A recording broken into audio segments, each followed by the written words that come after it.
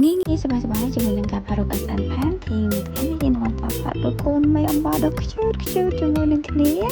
ប៉ុន្តែមុននឹងទស្សនាការផាត់រូបសូមកុំភ្លេចជួយចុច Subscribe និងរូបកណ្ដឹងម្នាក់មកផងណាដើម្បីទទួលបាននូវវីដេអូផ្សេងៗបន្តទៀត